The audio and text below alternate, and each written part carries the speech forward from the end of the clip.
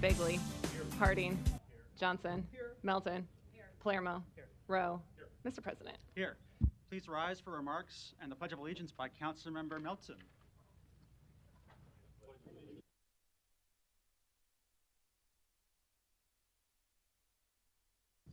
One nation, under God, indivisible, with liberty and justice for all. All right, thank you. Everybody have a seat. And I'm just going to be real quick because we have a proclamation that I want to spend most of our time on this morning. But because it's 1 week away from the primary, I'm asking all of you, please exercise your constitutional right and your community responsibility to vote a week from today. And if you think you might not be able to make it to the polls, you can go to the Election Commission, which is right at 120th and Center. You can walk in and you can cast your vote anytime between now and then. And if you have an absentee ballot, there are ballot boxes all over, or you can take it into the Election Commission yourself. Wouldn't suggest mailing it right now because it may not get there in time. So that's all I want to say is just go vote. I've spent a lot of time working on various campaigns. There's a lot of good people out there to vote for. So just do your research and find the person that fits most closely to how you feel. So vote next Tuesday, and I know that's what Rich Pauls would want as well. So. An affidavit of publication is on file for the pre-council and city council meeting, and a current copy of the Open Meeting Act is posted in a white binder on the east wall of legislative chambers. Good afternoon and welcome to the Omaha City Council. We look forward to hearing your testimony on our many items we have here today. Please turn your cell phones off or at least to vibrate. We do have a commemoration of our dear friend and colleague Rich Pauls to start our agenda here today. First, we'll have Councilman Don Rowe, who represents his district, District 5, to read a proclamation, and then we'll have council members offer any thoughts or reflections they have about him. And I want to recognize the family who's here today. We appreciate them coming down to be with us. And I invite them down to the podium if they'd like to hear these reflections. We have Morgan Moorfield and her kids, Rich's grandkids who are here, Jake Pauls, his son, and Beth Ostiak-Smith. You're welcome to come down too, yeah. Kids are welcome too, unless that's too risky. You can stand right behind the podium there if you want.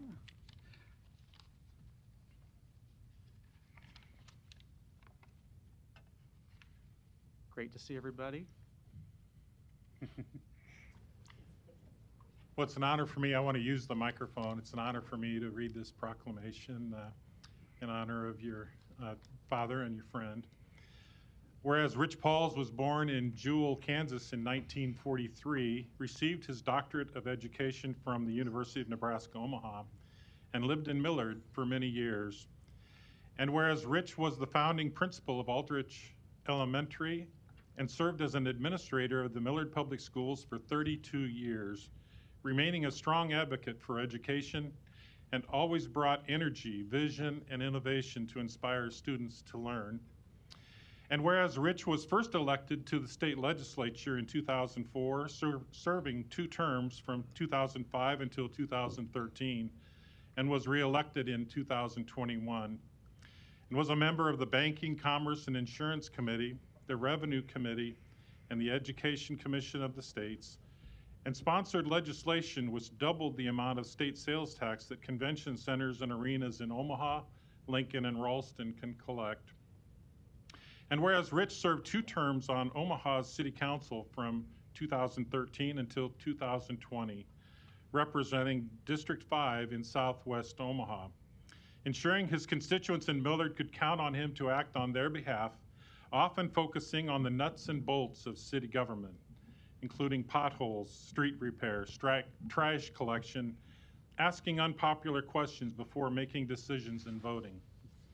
And whereas Rich was a dedicated public servant and a great man who was committed to improving his community, his district and state, first as an educator and then through elected service, always working to find common ground between urban and rural Nebraska while taking care to never take himself too seriously. Now therefore, be it resolved that the City of Omaha officially designates May 3rd, 2022, Rich Pauls Day in Omaha, Nebraska. In witness here whereof, we have set our hands and caused the official seal of the City of Omaha to be affixed on this third day of May 2022. Thank you.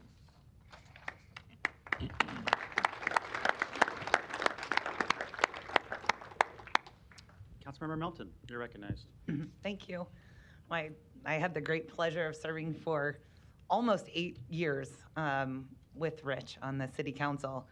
It was a fabulous night. I remember in 2013, he and Franklin Thompson and I went over to Gene Stothart's celebration party, and the four of us, you know, it was when Gene was first elected as mayor as well.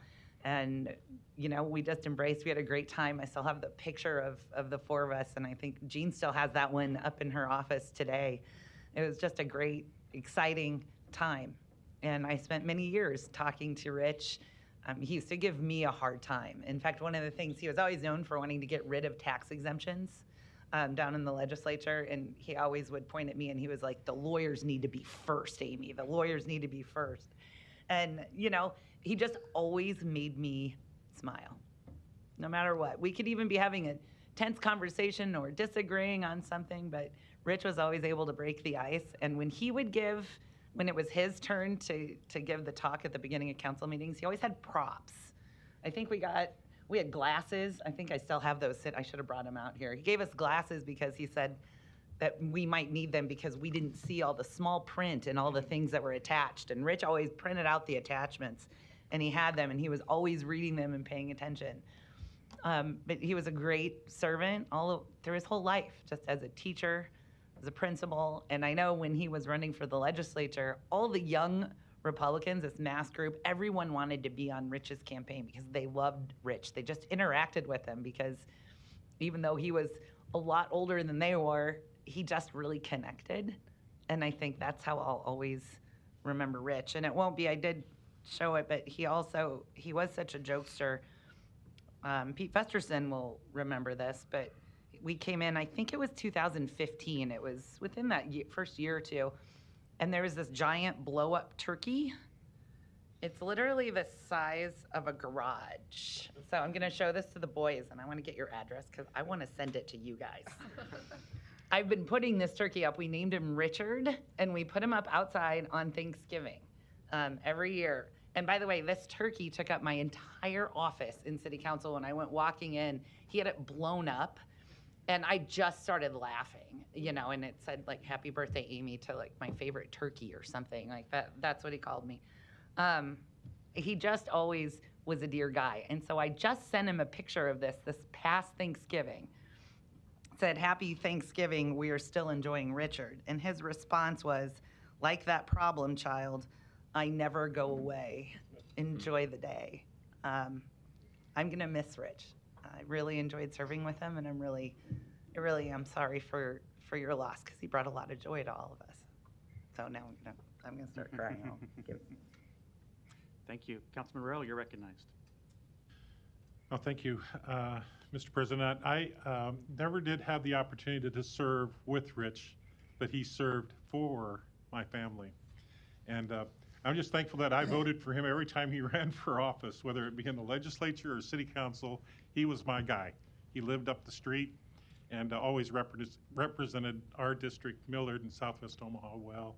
And we too will miss him dearly. Thank you. Councilman Harding. Councilmember Melton brought up something I too remember, is that Rich would often have props when making his opening comments when it was his turn. And I remember one time, I think it was a box of cereal that he had. And it was to whether it was to make a point or deliver a morsel of wisdom, that Rich would find the usual or the unusual in order to deliver his point. And I really respected Rich's ability to find those morsels and find ways to connect with his message, or connect his message to the people, to hear what he was saying. And yes, he was a jokester, but he was also incredibly serious. And I think I said this, Council President Festerson and I were at a luncheon later that morning that it was announced that Rich had passed. And I think I had commented about, and I've had even more time to think about this, but what Rich meant to the city of Omaha through his service on city council and to the state of Nebraska with his service to the citizens of the state of Nebraska. We've lost truly a unique voice, and it was my honor to serve on this council with him and get to know Rich as a person, and he will be missed, and I grieve for your family and the friends of Rich Pauls. Thank you. Mr. Palermo. Okay, there we go. Yeah, I mean, Rich was a great guy. I'm gonna try to keep this as uplifting as I can. So I'm gonna wait a second. I'm gonna go back. We'll give you a breather. Mr. Bagley. Thanks, Mr. President. Condolences to the family for your dad's loss and your friend's loss, and my colleagues as well. I mean, you guys obviously had the pleasure of serving with Rich. I only knew him, I met him a couple times, but a couple stories that come to mind. He was a longtime educator like my brother in Millard, and speaking to colleagues and staff before I ever knew Rich was even sick, I go, hey, what was this Pauls guy like? And from my brother that served with him in Millard to colleagues, always great things to say genuinely about Rich. And I think that says a lot about him. And I attended last week's LB 1024 signing with Senator Wayne and Senator McKinney and others. The governor was there. And I think it's maybe fair to say that Senator Pauls and Senators Wayne and McKinney aren't aligned politically, but the things that Senator Wayne said were very striking to me when he acknowledged the passing of Rich, and he said, Senator Pauls got on board right away with LB 1024. That didn't do anything for Millard where he represented, but Senator Pauls knew that $330-something million of investment in North and South Omaha was the right thing to do. Again, it didn't represent that district, but he was there saying, hey, Wayne, hey, McKinney, where are you guys at on this? We got to get this bill moving. So I think that is what I take from not having the pleasure of knowing Rich, but he stood for everything that was good to try to help others the best he could. You have my condolences. Thank you. Councilmember Johnson. Good afternoon. While I did not have the distinct pleasure of meeting Mr. Pauls, I do know that he was a public servant, and for that, I'm indeed grateful. I'm sure the city of Omaha is grateful as well. You do have my greatest sympathy. Thank you. Thank you. Okay. Mr. Palermo. Thank you, Mr. President. So I'm going to start with a couple stories because obviously you've heard, and you know how Rich was. He liked to joke, he liked to play around, but then he met me, and I certainly like that as well. So back in 17 when we were first elected, I sat right there, and Rich sat right there. And earlier in the day, and maybe I shouldn't be telling this story, but I'm going to anyway because it's funny. Let's do it. And it's one of the few I can tell. And we were in a committee meeting, and he said a word, and I'm not ashamed to admit it, I didn't know what it meant. Rich is an educator. His vocabulary was very good. So I went and looked it up. I came back in his office, and I said, I'm going to use that word today. He said, where? I said, in the meeting. He goes, on what? I said, I don't know. I'll figure it out. So I don't remember the word, but I used it somehow on our agenda. And for about the next 2 months, he gave me a word every day. Or every week, I'm sorry, every Tuesday. And most people don't know, but I incorporated it into the agenda. And he just thought that was the greatest thing in the world. And it really broke the ice with us because that's who Rich was. He was serious when he had to be serious, but he also liked the gamemanship of what we do. So I repaid him quite a bit. We would leave on Tuesdays, and certainly Rich and I had we both liked the dive bars, I'll just say it. A place where we could out dive each other on a Tuesday after council. And He knew a lot of the South Omaha bars like I did, probably because he had some connections in South Omaha, and we always had a cocktail, and it was great because we never discussed policy. It was always personal, and as I said, he was an educator, but he was also a leader, and people like Rich, who are leaders, it's not, hey, I got elected, listen to what I'm saying, follow what I'm doing.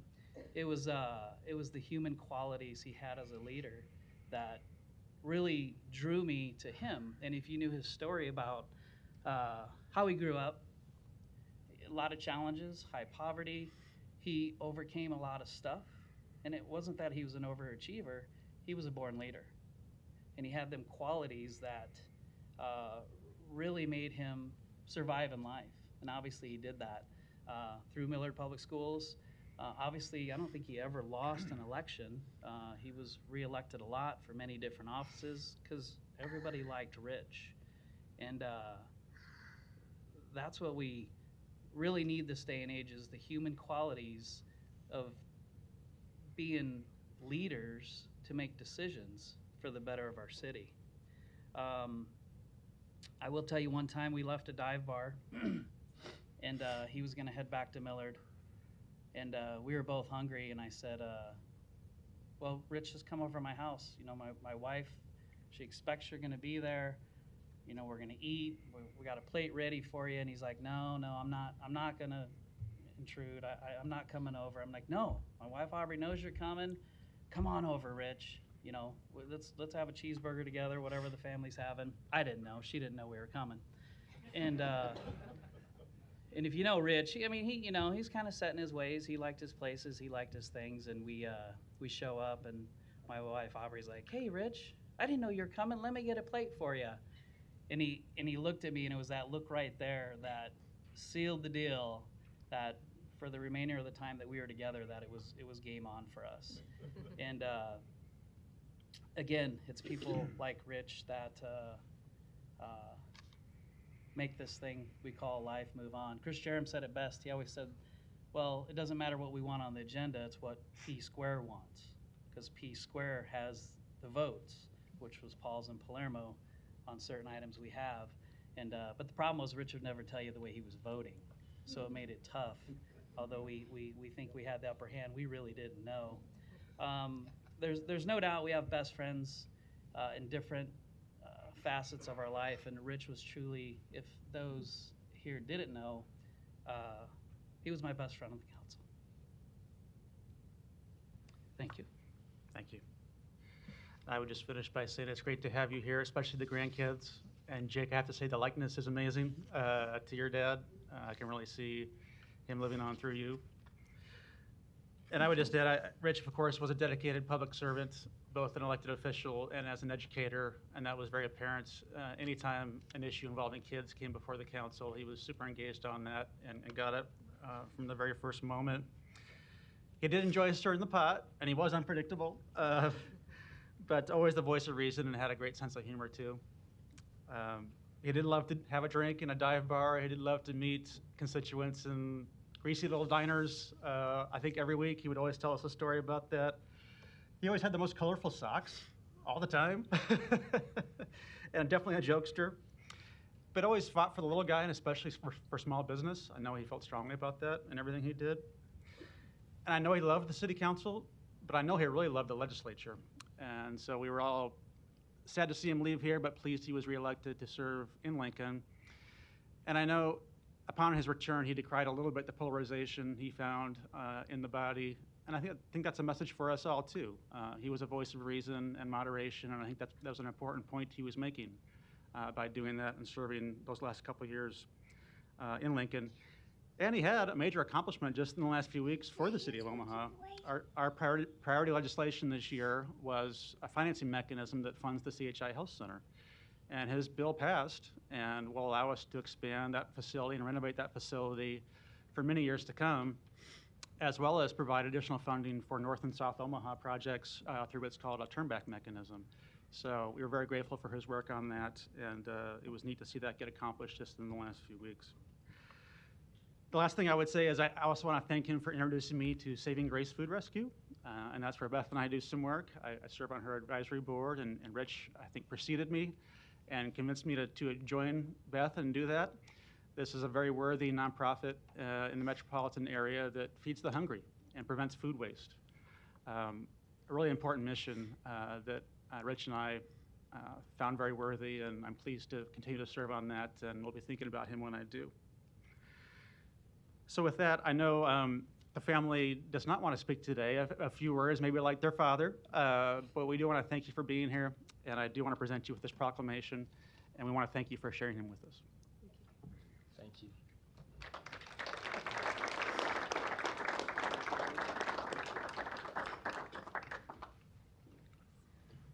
Thank you very much.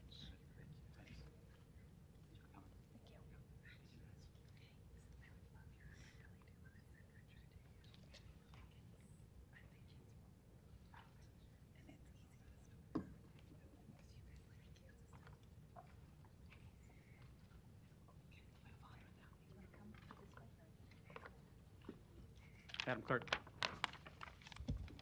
Item 6, a resolution to approve the preliminary plat for Evergreen located southeast of 168th and Military Road. Planning Board and Planning Department recommend approval. This item was laid over from our March meeting and is advertised for public hearing today. So we will offer anyone here to speak on this item the opportunity to do that, but the applicant has requested a 60-day layover, and that's our intention to do that today. So I would encourage folks to wait until that time. Having said that, though, I will call up if there's any proponents that want to speak today on number 6. Seeing none, any opponents? I will not close public hearing, but take a motion.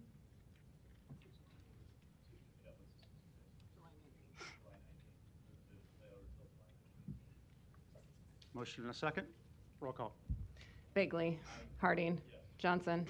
Melton. Palermo. Yes. Rowe. Mr. President. Yes. Motion passed 7-0. One public hearing can be held for items 7 through 12 for Elmwood Townhomes located southeast of 54th and Leavenworth Streets. Planning Board and Planning Department recommend approval. Items 7 and 8, ordinances to rezone this property from R435 District, R535 District, and GO District to R5 District and GO District. B is amendment of the whole requested by the Planning Department. Item 9, an ordinance to approve a PUR overlay district. B is amendment of the whole requested by the Planning Department. Item 10, a resolution to approve the preliminary plat. Item 11, a resolution to approve the final plat. B is communication and support. C is amendment of the whole requested by the Planning Department. Item 12, a resolution to approve the subdivision agreement. Public hearings and votes on items number 7 through 12 are today. We'll take the public hearings together, and the items will need separate votes going forward. Proponents, please. Good afternoon, Mr. President, members of the City Council. Todd Swarzek, Noddle Companies, 2285 South 67th Street.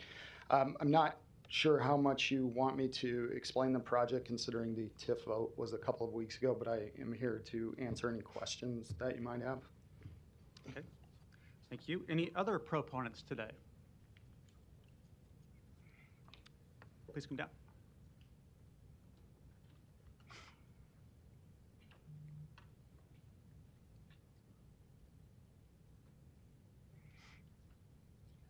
First city council meeting soon. My name is Brad Thompson. I live at 5411 Marcy Street. On 54th and, well, I'm sorry, yeah, 54th, 55th, and Leavenworth. There's 3 homes that have been a blight on our neighborhood, and I know that everyone is very happy that those are going to be going away. A few years back, they put in a bicycle lane on Leavenworth Street. And so these lanes converge, and I've seen wrecks there. And my concern is public safety, really. I feel like if they could utilize the street light that's on, what is that, 52nd and 53rd and Leavenworth, the one that heads into,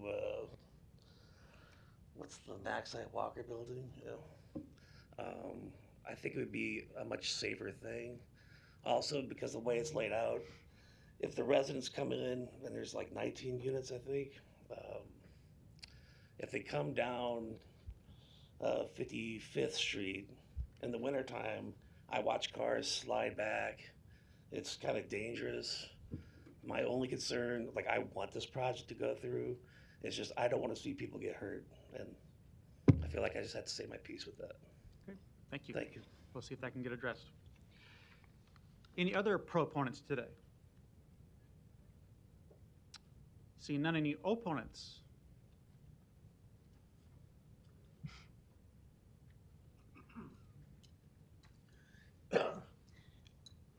Larry Store, 5015 Lafayette Avenue, Omaha, 68132. I'm familiar with that area, and as I was sitting in the dental chair just a week or so ago, looking at 3 small homes just across the street, and I had a little discussion with the guy that owns doing my teeth. So he thought, "What do you think those homes are blighted? They might be vacated, but do you think this whole area is blighted?" He said he didn't think so, but he wasn't aware of this. So here we are again. There's 5 or 6 things here, moving from this to that. High rises, I guess it's all about. And pretty soon we'll be hearing about TIF. And pretty soon we'll be hearing about moving from 54th and Leavenworth probably down across Saddle Creek to join up with UNMC, so that we can justify these big buses for one thing and moving people by bus instead of scooters or cars. Joining up to help the urban core, I guess it is. It maybe goes over past Farnham Street from there. But, you know, not everything can be blighted. If it's usable, it shouldn't be blighted, unless it's for somebody, I don't know, private developers want the land for next to nothing, I guess. So what's to keep you from coming all the way towards my house over on the other side of Dodge Street? I'm against this because it's not telling us what's coming down the road. You'll vote on it today, you'll come back next week with an amendment, and we won't be able to say anything about it. You'll approve it today, amend it next week, and we'll have TIF. So I'm against it. Thank you. Thank you. Any other opponents today? Seeing none, public hearings are closed. Motion to support, and then item 7. 7 and 8 together. There's a motion, a second on 7 and 8. Todd, could you just, for 1 second, do you want to address the concern that was brought up by the resident that supports the project but just had a concern about the street there? Sure. So each of the units will have a 2-car garage. We don't know if they'll both be utilized or not, but we had talked to Ryan Haas in Public Works about this, and the effect of 20 single-family houses on that intersection is going to be negligible, considering that people are not leaving at 8 a.m. every day. People are not returning home at 5 p.m. every day. It's much more staggered now. So the effect of this project on that particular piece of Leavenworth, it's not going to be impactful on it at all. I guess as someone who utilizes that street fairly frequently, I can see the concern. I think it's probably due a little bit to the speed of the traffic moving west, and the merging happens pretty quickly when those lanes combine, but I'm not sure that that has anything to do with our specific project. Okay. And then timeline, if these are approved today, tell us about when things start happening and when they're completed. Sure. So we are working with Habitat for Humanity's deconstruction program to deconstruct the existing residences along the street. We can start that tomorrow, but we're waiting for approval from Habitat on that. So that process will begin fairly quickly. We have 1 resident remaining. Throughout the process, we've been in contact with the renters who were in the duplex properties and had given them stipends for moving, each of them. 1 resident remaining will be moving out toward the end of May. So as the deconstruction happens on the houses facing Leavenworth, that will kind of move down after she leaves. And then demolition should begin sometime in mid-June to early July, and then construction to immediately follow. Our timeline right now there are 4 buildings on the site, 4 separate buildings with each containing several townhomes within each structure. And we believe that the first will be completed within 9 months. It's a little bit optimistic, but our general contractor is telling us that he thinks that we can get there, with the entire project completed within about a year. So from the start of demolition, we'll call it July 1st, we hope to be completed with the project and hopefully sold out by September of 2023. Great. Thank you. There's been a motion and a second. Ms. Melton? Hold on, I just had a couple questions. Yeah. Thank you. What, can you just remind me, and Jay may have mentioned this, but I don't have my notes. What are these townhomes? Are they gonna be rentals or are they gonna be for sale, for single family? And what's kind of the amounts? Sure. So they are for sale, subdivided lots, and so each one will be, a buyer will be able to go to a bank and obtain traditional financing like a single-family house. There are three bedroom, with one of those bedrooms being a flex space where it could be an office or a gym, I suppose. So 3 bed, 3 bath, 2-car garage, about 1,700 square feet. Our target demographic is honestly people who probably are affiliated with UNMC, considering the number 11 bus stop is within 100 feet of the property, which also could address Brad's point a little bit on this specific project. We do envision people being able to jump on that bus that comes every 10 minutes in the AM rush and the PM rush, to be able to access UNMC instead of driving 15 blocks and then parking and then walking 4 blocks. It kind of makes sense. So we're anticipating that demographic of UNMC employees would be maybe the purchasers of this type of project. Okay. Well, we're just, we're always talking about affordable housing. Is this something that? Oh. And when I say affordable, just something that, if I'm 30 and I want to start my family and I want to be able to purchase a home, is this something that, maybe I would be able to afford? Yeah, well, we think that with the dual income at UNMC that it is affordable for, at that level. We're looking at about $475 in price for these. The average home price, new build home price in Omaha now is above $400,000. And that's kind of the suburban 300 lot sort of development. So we have no economy of scale on this. Our construction costs are very high, and interest just went up.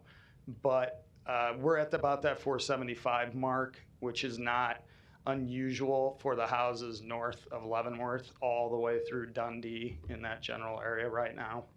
Okay, so they're comparable to the cost of the houses in the surrounding area? Yeah, not to the south, but to the north, I would say yes. Okay, thank you. Thank you. We had a motion and a second on the floor, which I think needs a revision, right? For number 8.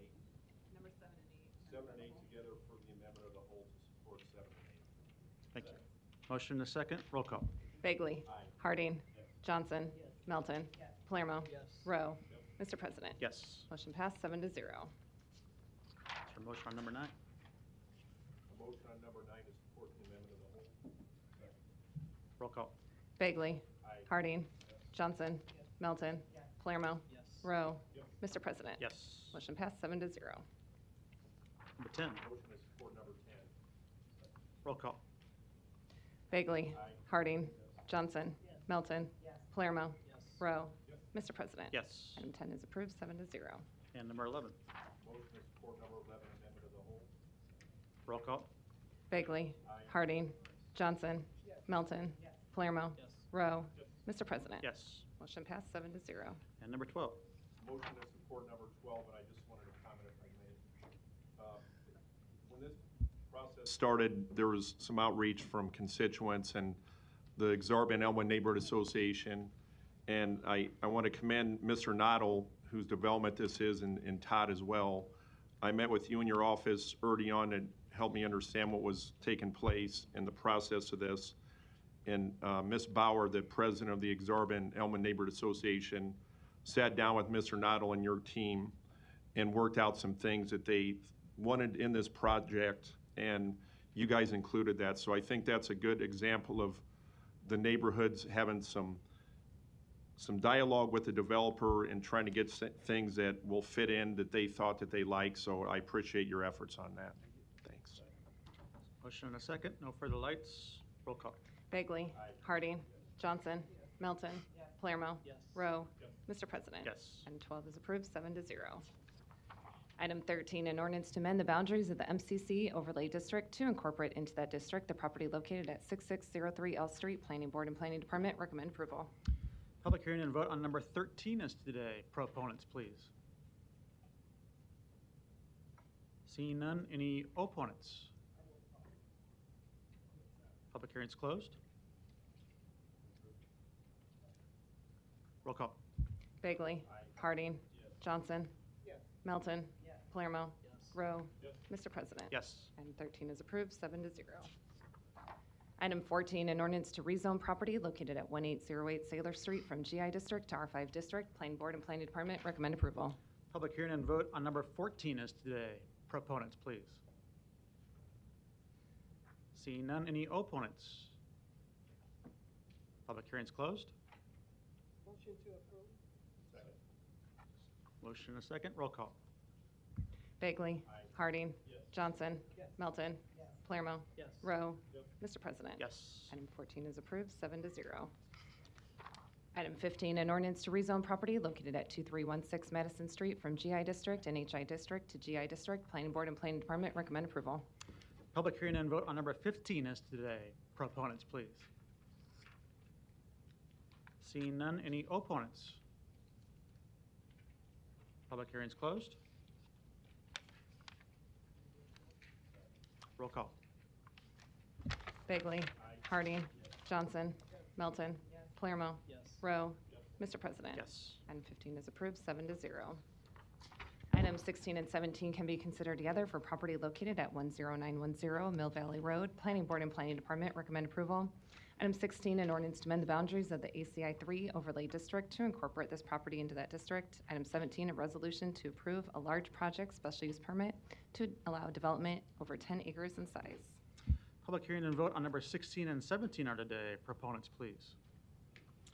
Sean James with the law firm of Smith, Slusky, Porn, and Rogers, 3555 Farnham Street, Suite 1000. I'm here to answer any questions on behalf of the applicant. Great, thank you. Any other proponents today?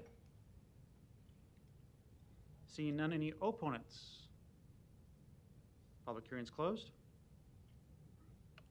Roll call. Bagley. Harding. Johnson. Melton.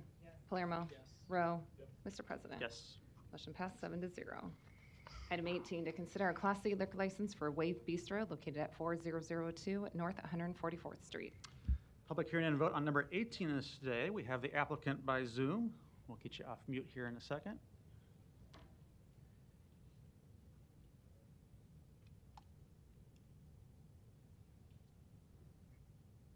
Okay, that should work. Just your name and address for the record.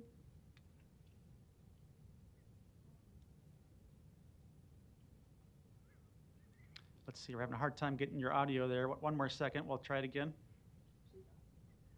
Are you on mute on your end by chance?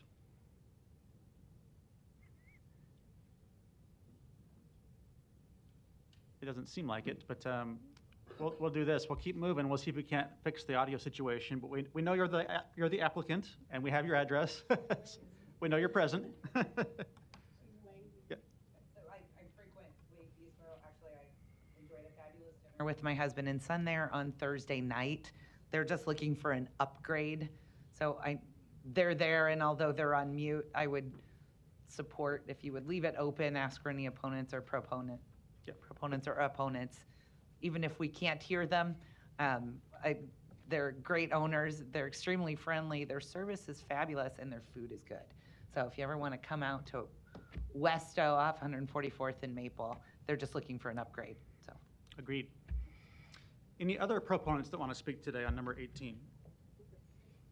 Seeing none, any opponents? Public hearing's closed. I'll move to approve. Second. Roll call. Bagley. Harding. Johnson. Melton.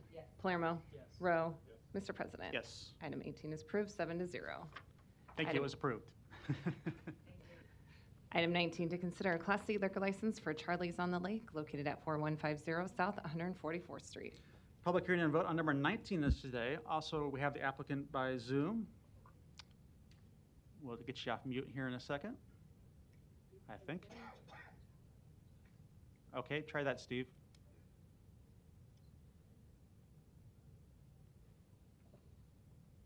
Are you with us there, Steve? I think you're off mute, but we're not hearing you. So I think this is probably a similar situation. I'll continue with other proponents who might be here today on number 19. Seeing none, any opponents? Seeing none, public hearing is closed. Mr. Rowe. Well, this happens to be in my neighborhood, so, and I've known Steve for many years and appreciate the way he operates both of his businesses, and so I would like to move for approval on the resolution. Motion and a second. Roll call. Bagley. Aye. Harding. Yes. Johnson. Melton. Palermo. Rowe. Mr. President. Yes. Item 19 is approved, 7-0. Item 20, to consider a Class C liquor license for Moots located at 8725 Shamrock Road. A's communication from the Planning Department regarding permit for the outdoor area. Public hearing and vote on number 20 is today. Proponents, please. Yes, good afternoon, Mr. President, members of the council. Sean Kelly, 2804 South 87th Avenue. Appearing today on behalf of the applicant. Happy to take any questions. Thank you. Any other proponents today? Seeing none, any opponents? Public hearing is closed. Roll call. Bagley. Harding. Johnson. Melton. Palermo. Rowe. Mr. President. Yes. Motion passed, 7-0. Item 21, to consider a Class D liquor license for Vinton Street Tobacco located at 1602 Vinton Street. Public hearing and vote on number 21 is today. Proponents, please. Michael Polk, 2712 South 87th Avenue, here with the owner, Mr. Haile Biru, to answer any questions. Thank you. Any other proponents today? Seeing none, any opponents? Public hearing is closed. Second, roll call. Bagley. Harding. Johnson. Melton. Palermo. Rowe. Mr. President. Yes. Item 21 is approved, 7-0. Item 22, to consider a liquor license change the location application for Kiewit Cafe to be located at 1450 Mike Fahey Street. Public hearing and vote on number 22 is today. We have the applicant by Zoom. All right, should be off mute there if you want to try it. Hello, Brian Sherbar, 716 North 155th Street in Millard. Great. Here to answer questions? Here to answer questions if you have any. Yes. All right, great. We went 1 for 3 on the Zoom today. Any other proponents today on number 22? Seeing none, any opponents? Public hearing is closed. Roll call. Bagley. Harding. Johnson. Melton. Palermo. Rowe. Mr. President. Yes. Item 22 is approved, 7-0. Thank you. Consent agenda. Any member of the City Council may cause any item placed on the consent agenda to be removed. Items removed from the consent agenda shall be taken up by the City Council immediately following the consent agenda in the order in which they were removed, unless otherwise provided by the City Council Rules of Order. We will be removing items number 34, 36, and 42 from the consent agenda. So right now, we'll have the public hearings on items 23 through 33, 35, and 37 through 41. If you wish to address any of these items, please come to the microphone, indicate the agenda item number you wish to address, identify yourself by name, address, who you represent, and if you are a proponent or an opponent.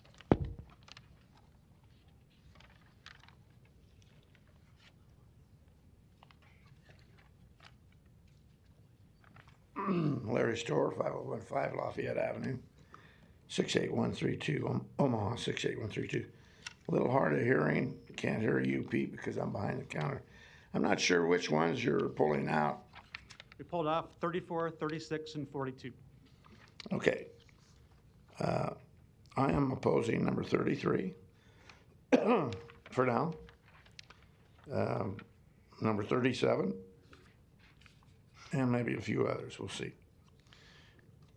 But affordable housing plan, I'd like to know what is an impediment to the Affordable Housing Action Plan and the Fair Housing Law. It doesn't describe whatever it is that's impeding the process on this. But what exactly is affordable housing? We just heard a few minutes ago that some of these townhomes are gonna be affordable, but they're basically for people that make over $400,000. So is this another one of those that, in conjunction with the, I've forgotten the name of the organization that gets money from the county for affordable homes. So I guess until we know a little more about it, I'm against it. Okay. Thank you. Anyone else on these items today? Seeing none, public hearings are closed.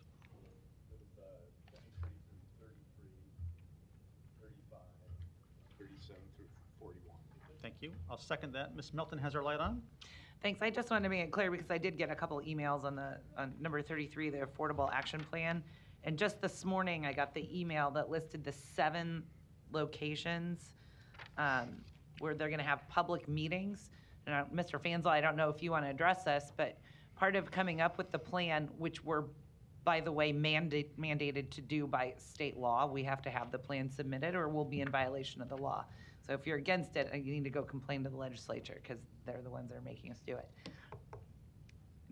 Be that as it may, though, to do it, we want to do it right. And so public input is the key component of coming up with the best plan.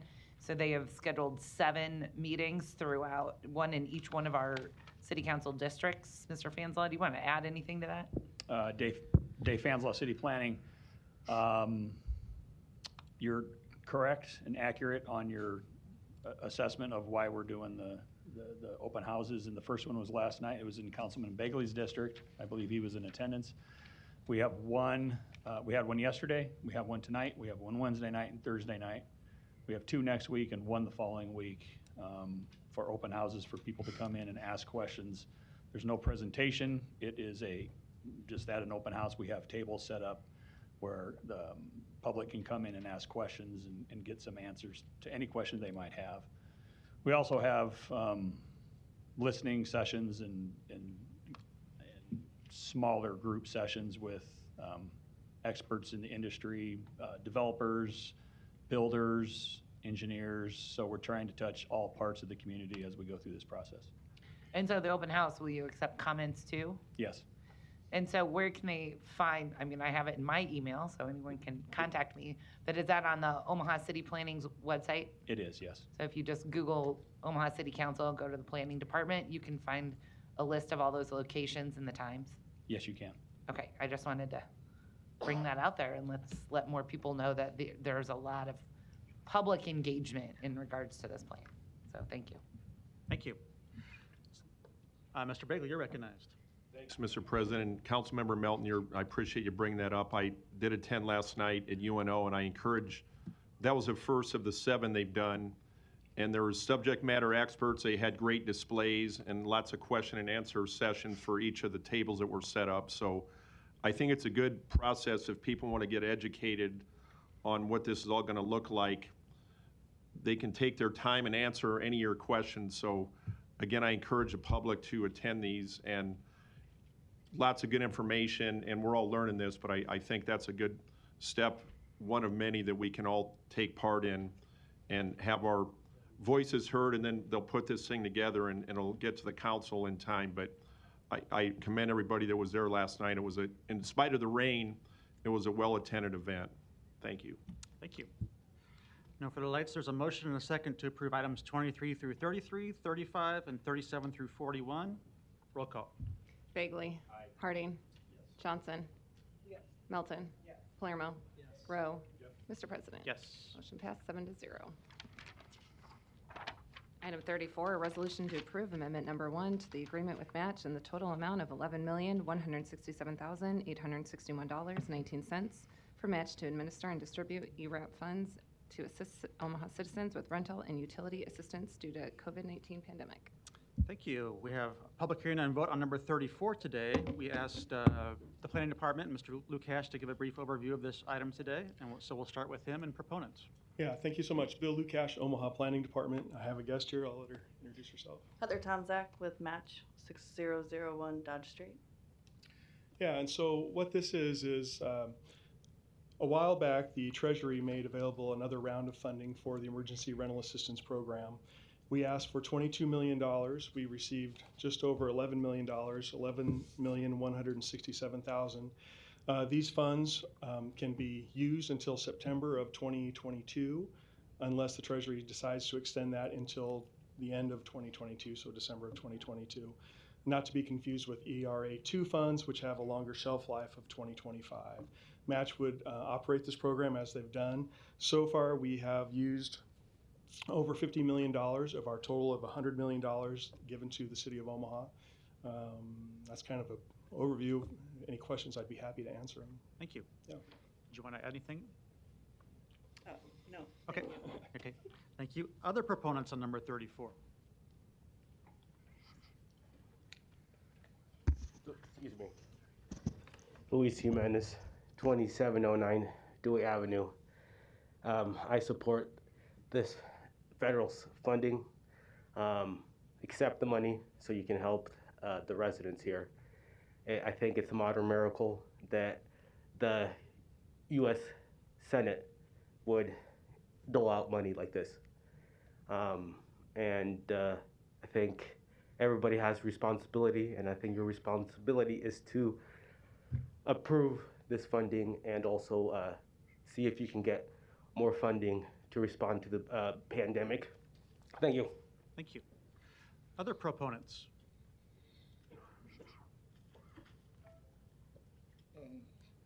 Willie Hamilton, 4200 North 30th Street. I'm definitely in support of this issue. It has helped so many people through our pantry and the work that we do. And Matt has been a big help in making that happen. So I think it should be increased because the need is even more greater. Thank you. Thank you. Thanks for your work with that. Any other proponents today? Seeing none, any opponents?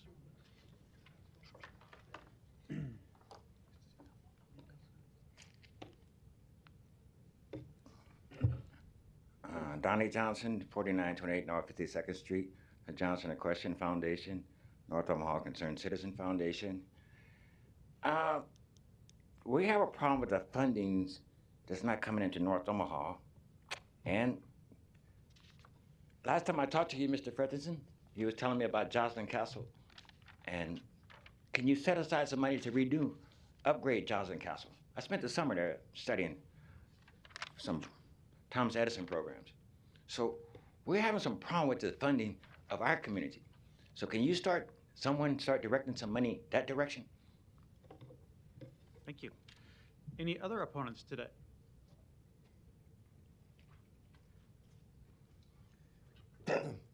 Larry Storr, 5015 Lafayette Avenue, Omaha, 68132.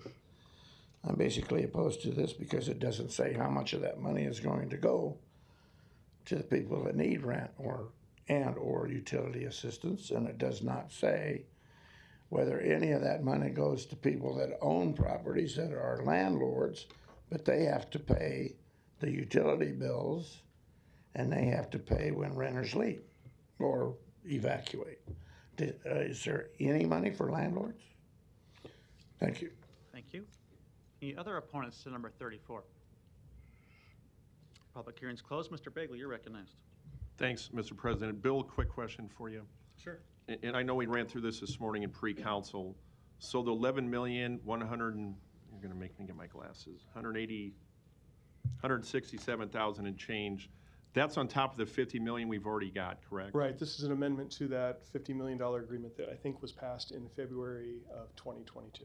Okay, thanks. And because you were running through a lot of numbers, and sometimes I got to slow down just to make sure. No, that's okay. You do a good job, and that's the only question I had for you. I appreciate your efforts and Match. And I know Councilmember Melton has spent time helping people that are getting evicted, and I would venture to say that it's still an issue with people facing eviction. So this money is desperately needed for everyday poor and middle-class wage earners that are having trouble meeting their rent and utility assistance. So I'll definitely be supporting this today, and thanks for your work on this. I appreciate it.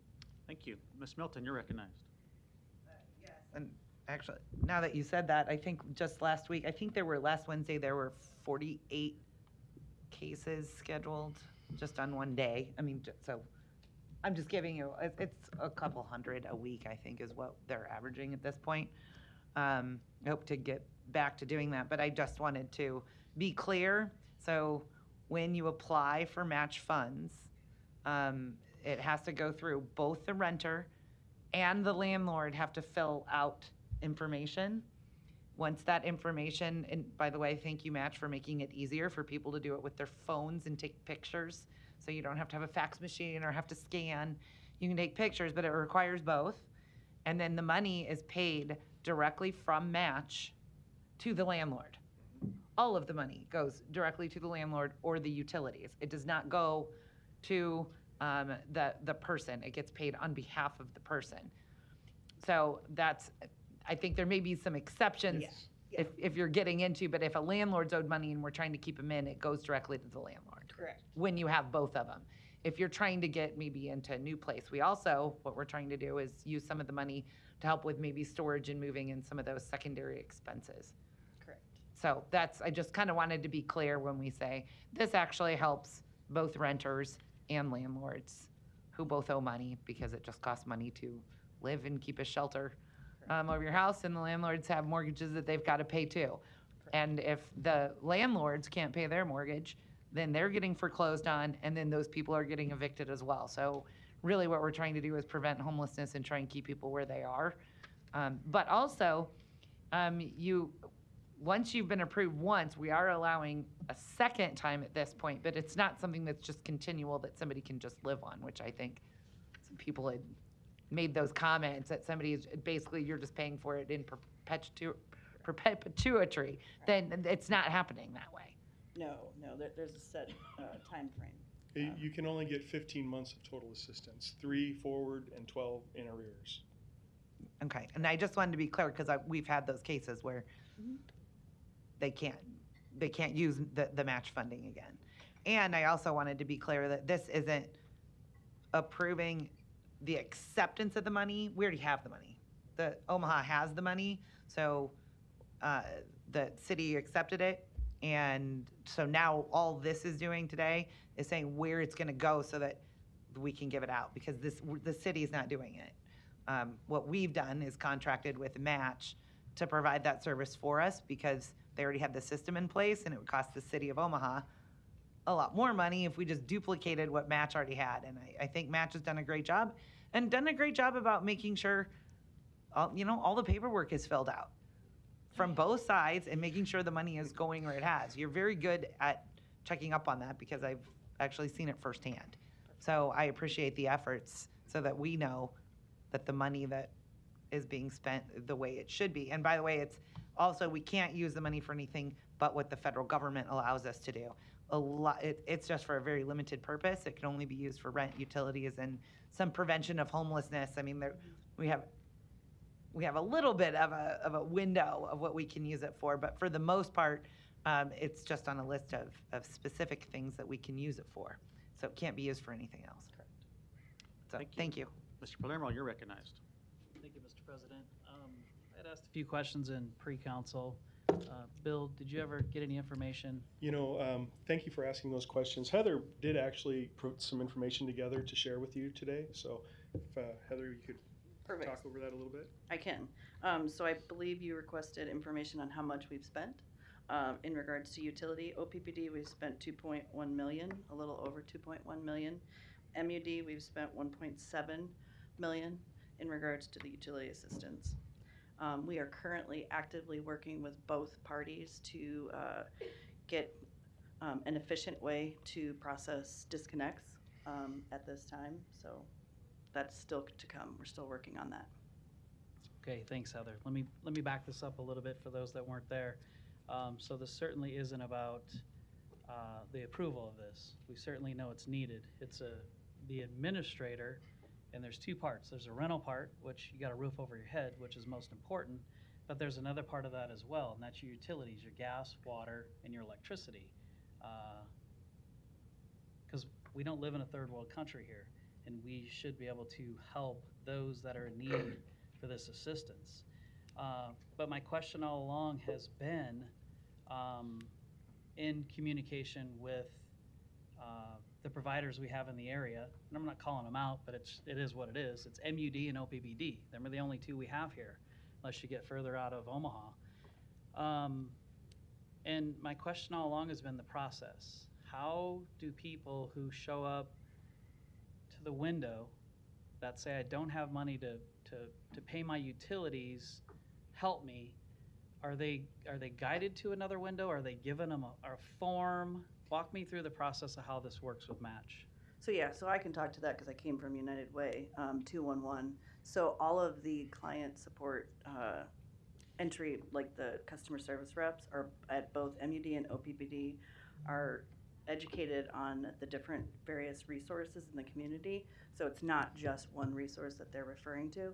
They're referring to 211 and Match. Okay, and so I walk up to the window. Mm-hmm. I need some help with my utilities.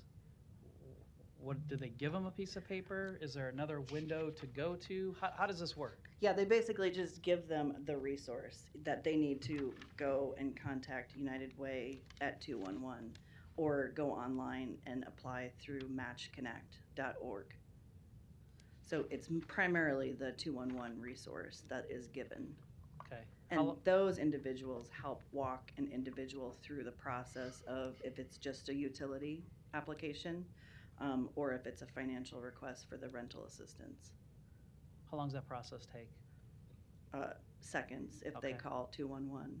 So if they show up in their arrears, we're going to help them with the 12 months previous, and then we're going to help them 3 months forward.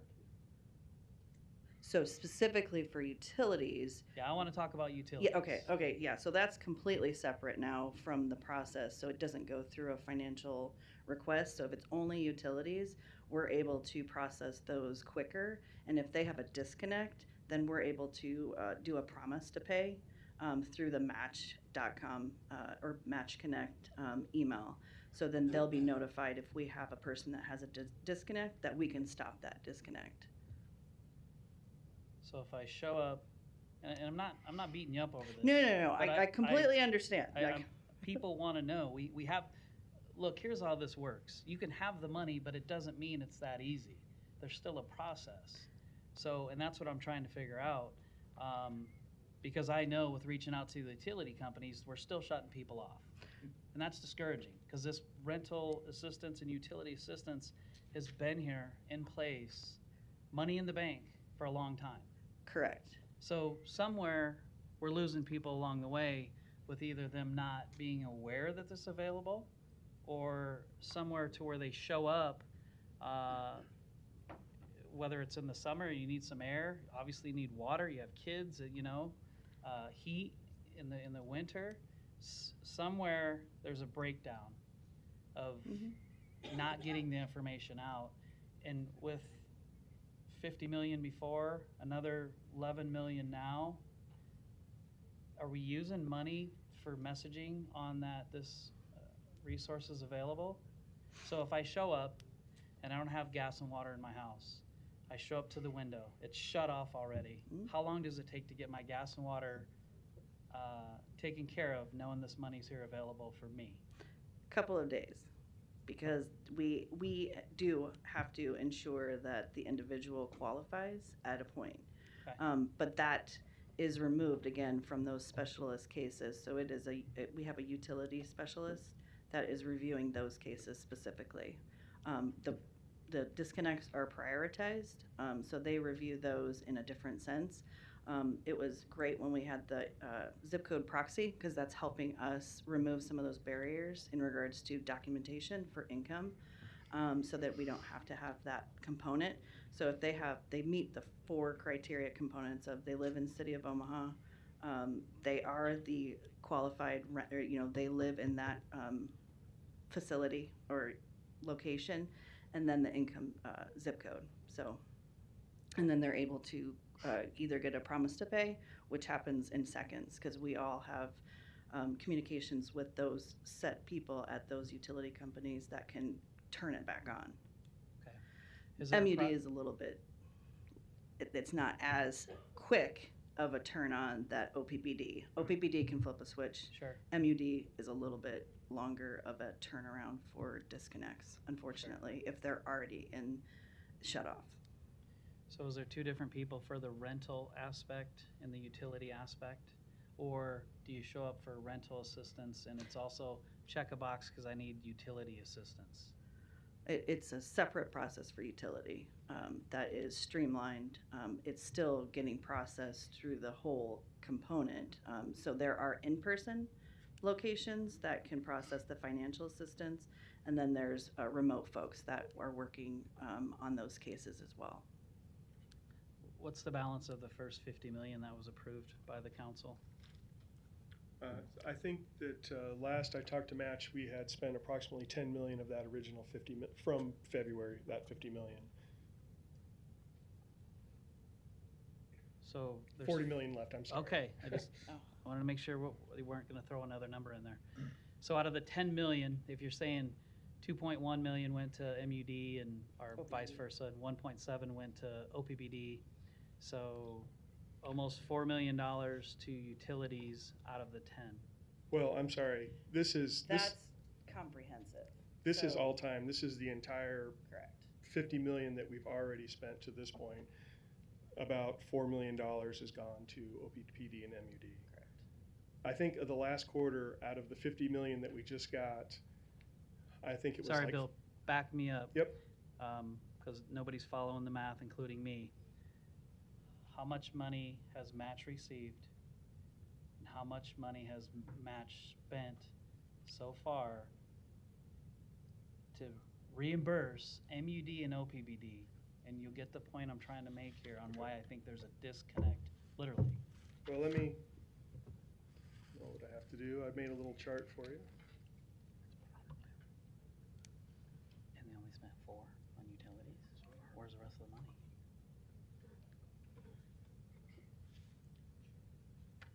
So this is the money that we've received, once it gets in focus.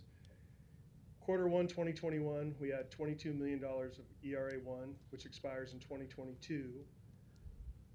50 million in quarter 1 of 2022, and then hopefully today, 11 million of ERA1.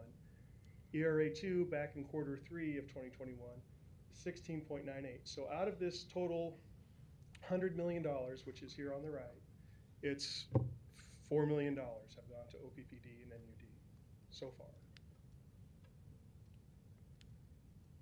So when we first got briefed on this, and I said how important it is to work with the utility companies, because there's a lot of people without gas and water and power right now, but there's money in the bank to pay for this. Yes. So again, I'm not beating you up, I'm gonna approve it,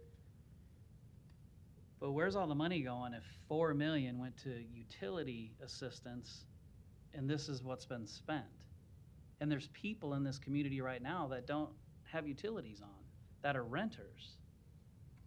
Like where does it go? Primarily to financial assistance for your rental assistance. That is the primary focus. Okay, 4 million for utilities, how much has been spent on rental? Well, of the about 50 million that's been spent in total so far, it'd be, well, like admin's in there too. I don't really know how much admin matches used about off the top of my head. 39 million? 30, No, that's not. or 38 Oh, million? it's spent altogether, Altogether, minus admin? correct. Oh, okay, so she's got the number right on. Hey, I mean, Heather, I have let me hear to- that on the record. What you have, what you spent, what's been used for rental, what's been used for utility, and how much has been spent on admin? I don't know off the top of my head, I'm sorry. Yeah. So more's been spent on admin than people getting their utilities reconnected? No. No. So We have Councilman Palermo not has the spent- floor. Yeah, I don't need any help with this. I can figure it out. My point is, MUD is currently shutting people off. Mhm. I don't know if they're all business owners or homeowners. I have to assume some of them are rental people as well. So let's spend some money to get the word out that the money is here, not just on admin costs, but money in the community to say, hey, we have this money, now we have more money. If you're in need of it, it should be generated and going in that direction. And that's my point of my discussion today. I wish you would have had the numbers a little more clear on what we have, what was spent, and a simple breakdown. We're talking $100 million here. Sure. We're not talking a couple $100,000. We're talking $100 million. When you come and present in front of us, you should have this broke down much better than this. I'm just being honest. And there's people right now, I know, that are getting shut off that could be using this money. So we'll sit here and approve more money, and people aren't going to have utilities. We got to do a better job. $100 million. We do start an advertising campaign this week, is that correct? With eCreative. There'll be notices going out, more information going out to the public like we did last summer. So we are working on a new round of advertising.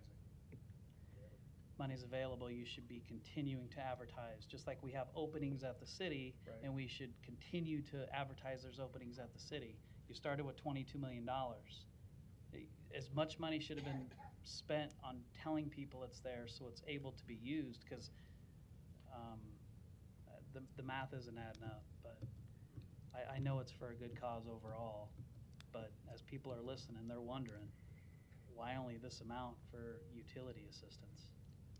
I mean, part of it is basically Bill, what can you people be are by- applying for. Hey, Bill. correct? Correct. Can you move to the microphone a little bit? Oh, I'm sorry. Yeah. I mean, basically, that's what people are applying for. So working with MUD and OPPD, we can definitely work on that to make sure that they are conveying that message, that there's help out there as well, which is obviously your concern. So if we need to push them a little bit to make sure they convey that message to people they're shutting off, happy to do that. And we can provide any kind of accounting information that City Council might want to acquire or need. I mean, we have all that. We report it to the Treasury on a quarterly basis, so it's all there, and I can provide that. Okay, thank you. Yep. Thank you. Ms. Johnson, you're recognized. Thank you, Mr. President. This question is for the match. Where are you located at? We're located at 6001 Dodge Street. So it is in the UNO Community Engagement Center. And you mentioned you had other sites or locations where one could come in and apply? Yes, so we have 5 partners. Family Housing Advisory Service is a new one. United Way, Together, Community Alliance, and Lutheran Family Services. United Way and Lutheran are both remote, so you can't go to their locations. Together is taking in-person applications. Community Alliance is also taking in-person applications. And then 211 helps individuals that have difficulty accessing technology. And then you mentioned Family Housing and Advisory Service is a new location? It is a new partner, correct. And when did they become new? They became new this last week. Okay, so they just got on board? Correct. All right, and then the next question is to Bill. Yes. You mentioned that you guys are going to start doing more advertisement. Can you tell me the various platforms that you'll use to do that? Well, I'm not exactly sure. Heather might have that. I know that there's going to be social media. Are we doing billboards and bus benches again? Is that correct? TV and radio? We did last time. So, correct. Okay. It's all of the above. In English and Spanish. And current. In current. Okay. Thank you. Thank you. Thank you. Ms. Melton, you're recognized. Wanted to let people know the easiest thing to do is to do 211. Like when you say, why are people getting their power shut off? Mr. Palermo, I really encourage them to do 211. And the reason I say that is match can't necessarily help everybody because they're just for the rental. So if you own your home, 211 can then direct you. So there's other utility help out there. So 211 is the easiest way to go. And then the 211 person can direct you to match or help with match, or the utility companies have their own. And then also United Way 211 can do that. Because I've also had people use the 211 because they own their homes. And so I just want to make it clear that match is just one of those tools, but the 211 would be better. And then it's so easy to tell people, call 211. Like, everybody in here, if you know somebody, just say, call 211, because they can actually help. And I have had the United Way people on a Friday night stay until 6:30 until they made sure that they had the person's power turned back on. So that 211 number, although it's not, I know, affiliated with Match, it is the great almost starting point, because then if the person qualifies for Match, that 211 person can help set them up with Match as well. And we're encouraging that too, to do that before you get to court, so that we're not applying for the Match downstairs in the courthouse like 10 minutes after court starts too. So that 211 is really like the best way to get it out to people for help. Mr. Bagley, you're recognized. Thanks, Mr. President. I know OPPD, that, as Councilmember Melton said, the 211 is a good resource to help people if their power is shut off. And there's an event that we have every year through the building trades in Omaha, Blue Collar Boxing, that raises a bunch of money to support the 211 program, which is a tremendous asset in our community. And I know also if people get a disconnect notice, I can speak for OPPD, that they can call our contact center, and they can direct them to 211 or several financial resources that can help assist them with their utility bills. So I think that's important, that there are those tools out there, but as Councilmember, my colleague, Councilmember Palermo said, it can never be advertised enough. There's tens of millions of dollars here that maybe people in our communities aren't getting the message on that. So I'm confident that you guys will take that and elevate it to make sure it gets sent out to the public. In spite of the 211 resource and others, people can never have enough information, especially when they're struggling to pay their utility bills and the cost of everything is going up. So again, thanks for what you're doing. We're not criticizing you. We just want to make it better for our constituents to get applying to these resources that can help them when they're in desperate need, oftentimes when their power or water and gas get shut off. So again, thanks for what you do. Thank you. Thank you, Mr. Palermo. Thank you, Mr. President. And just to be clear, it isn't what the money is going for, it's the messaging. I reached out to 4 people that I know at MUD that their primary job is they're collectors. They shut people's gas and water off from our 10:30 meeting until today, before this meeting. Not one of them 4 had ever heard of Match or even knew that this rental assistance was out there. These are the people that show up and deal face-to-face with the customer that say, hey, I'm sorry you haven't paid your bill, but we're here to shut it off. If there was a better messaging, what I'm saying with the utility companies, like, this is your job, not mine. But if it was my job, I would make it very clear that every one of my customer service techs, everybody in the field would have the information handy to say, hey, I'm here to shut you off, but guess what? Because of the city of Omaha and the federal government, here, call this number. We're going to give you some time because maybe you will qualify and apply and I won't have to do it. But it's not being done.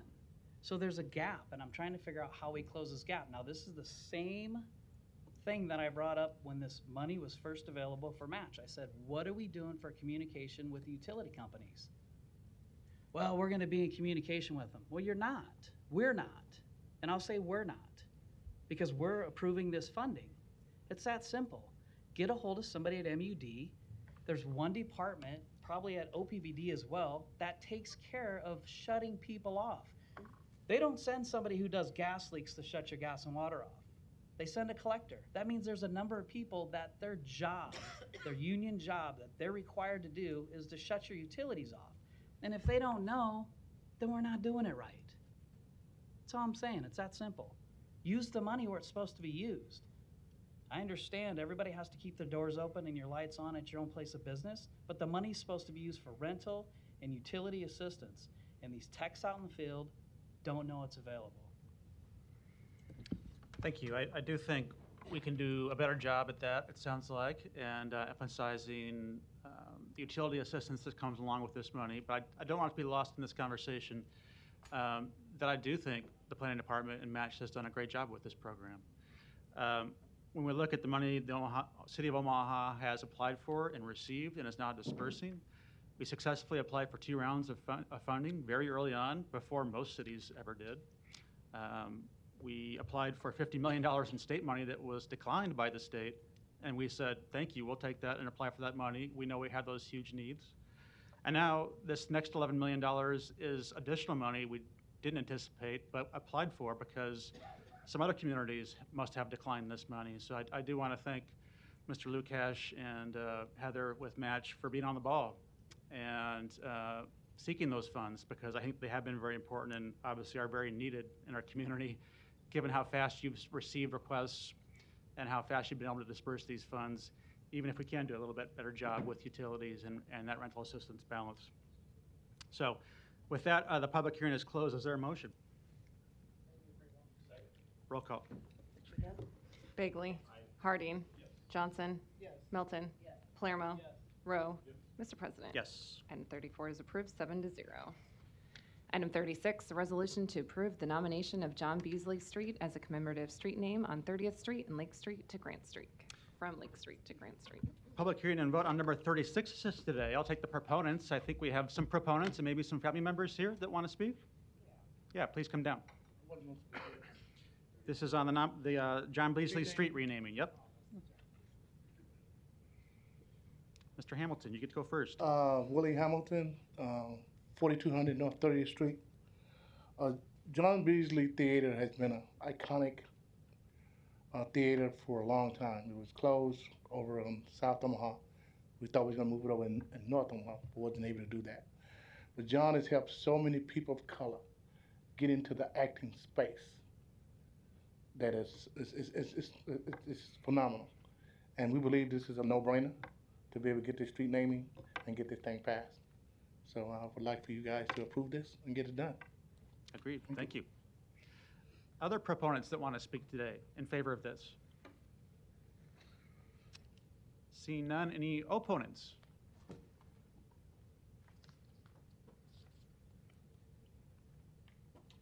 Gotta put my hat on when I come to work. So, Donnie Johnson, 4928 North 52nd Street, the Johnson Equestrian Foundation, North Omaha Concerned Citizen Foundation.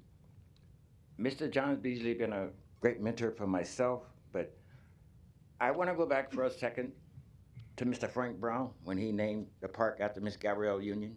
Then I want to go back to the class I had up at the Civic Center. They said, and Mayor Fay, he's involved with this as well. They said we keep naming streets, and my good friend, Mr.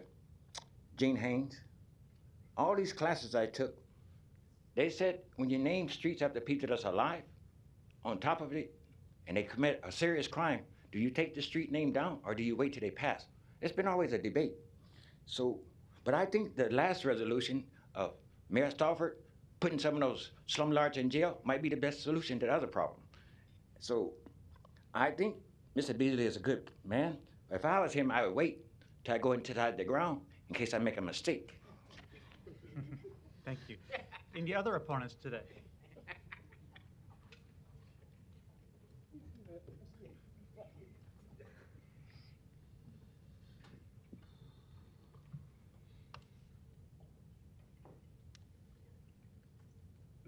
Good afternoon.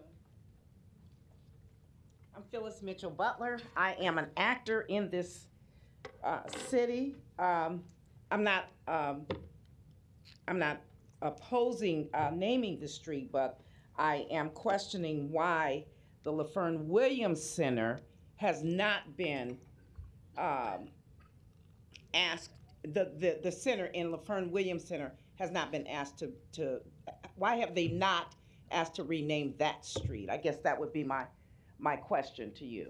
Okay. And just your address for the record, please, ma'am? Your address for the record, too? 2011 Florence Mills Plaza, Omaha 68110. Okay. Thank you.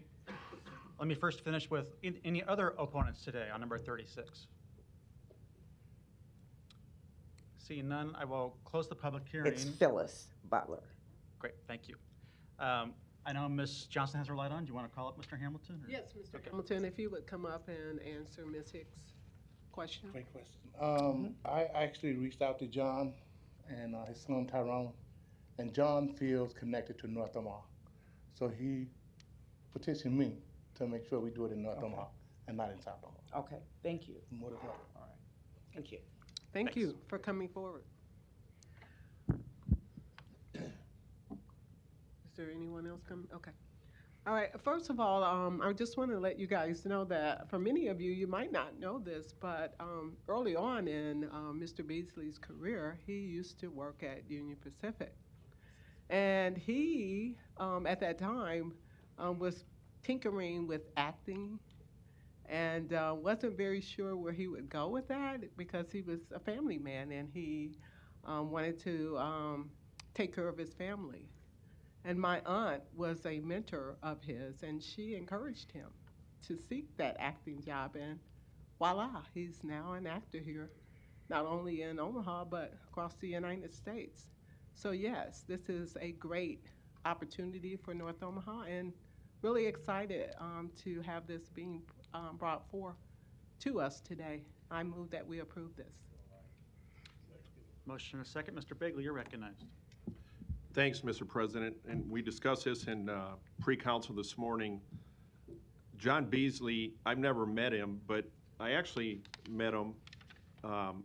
He used to work out at the YMCA when I'd be down there, and anybody that knows me knows I'm a Notre Dame fan. And I wanted to make clear that the resolution did mention that John was in the movie Rudy. And when I'd be working out at the YMCA, I'm looking at this great big guy in tremendous shape, and he's running around. I go, that can't be the guy that was in Rudy. And then as I learned later on that it was John Beasley, and I actually was a meter reader, I read his meter where he lived. So I never met him, but I been a fan of his. And he went to Tech High School where my mother taught in the mid-60s, like from 62 to 65. So it's a great honor for a great Omaha man that has given a lot to the community, especially in North Omaha. So I'll be glad to support this from a Tech High Trojan and a Notre Dame football coach in spirit. So thanks. Thank you. No further lights. There's a motion and a second. Roll call. Bagley. Harding. Johnson.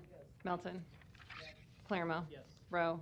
Mr. President. Yes. Item 36 is approved, 7-0.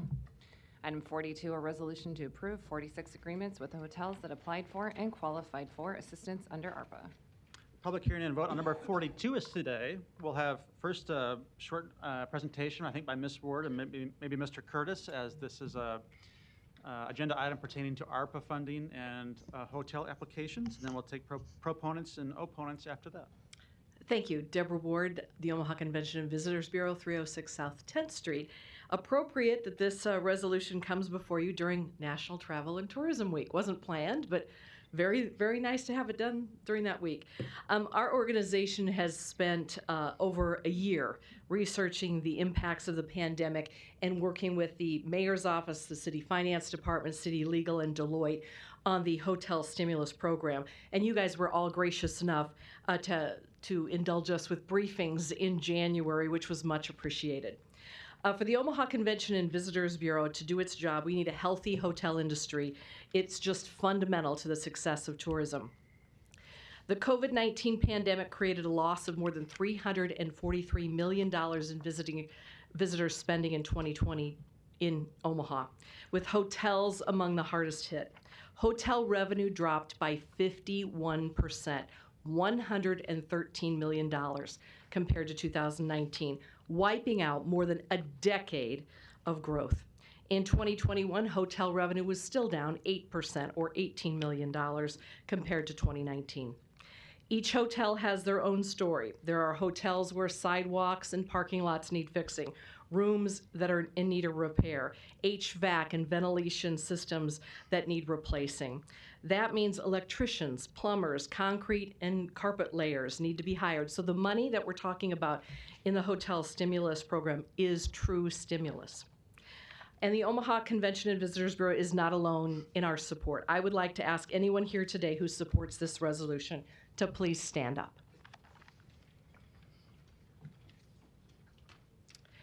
This group represents 46 Omaha hotel properties that qualified to receive money through the hotel stimulus program and met the ARPA guidelines put forth by the federal government. 46 Omaha businesses that employ thousands of people in our community and in every one of your districts. Hotels on the list to receive money are located throughout the city and represent the smallest properties with just 15 rooms to some of the largest properties with 300 to 600 rooms, and all of those in between. And the hotels not represented in this room today are still challenged with staff shortages. And we just came off a busy Berkshire Hathaway weekend, so they're either recovering or still working. When the pandemic hit, hotels were forced to lay off or furlough a majority of their staff. Hotels that normally employ 150 people were operating with 10. Last year, while still battling some staff shortages, Omaha hosted, if you remember, the Omaha NCAA Volleyball Bubble Event, along with U.S. Olympic Swim Trials, a record-breaking CWS, the U.S. Senior Open, and more. Yet these folks here managed to do it, and do it successfully. That is a real tribute to the caliber and work ethic of all of you folks. So we thank you. As I mentioned in the beginning, the hotel industry is fundamental to the success of tourism, and tourism is an integral part of our city's economy and important to Omaha's continued recovery. And this program will help give back a portion of what the pandemic took away. In closing, in addition to the City Finance and Law Department, I would like to take an opportunity to say a special thanks to Alex Fanslaw, Noah Moriano, Nicole Sweeney, Amber Parker, Bernard Indenbosch, and the staff at Deloitte. This team painstakingly went through hundreds of pages of ARPA requirements and dozens of revisions to the hotel stimulus program documents to ensure this project met all of the federal ARPA guidelines and provided much needed support to the tourism community. So, and I'll be happy to answer any questions, but I think there's somebody else who wants to speak too. Thank you. Hopefully not 46 other testifiers, but we'll take we'll take other proponents today. Let the record reflect there were about 46 people in support who stood up. Go ahead. Well, good afternoon. Robert Sabin at 7818 Shirley Street, Omaha, Nebraska.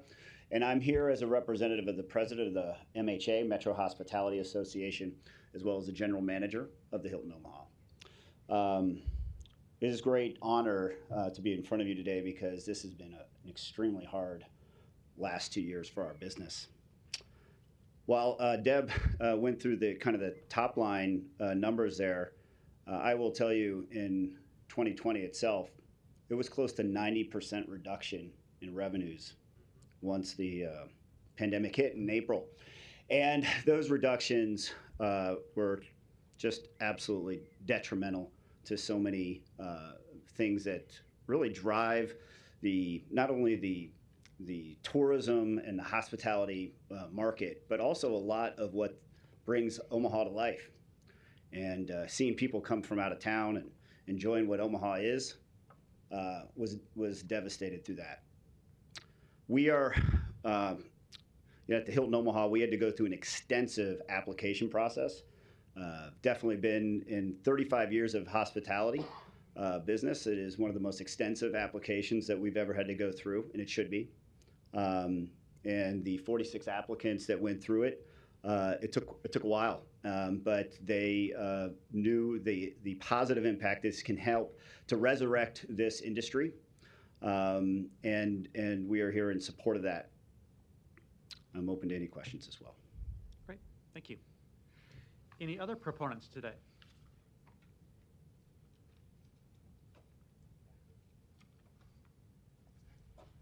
Donnie Johnson, 4928 North 52nd Street, the Johnson and Question Foundation, and North Omaha Concerned Citizen Foundation.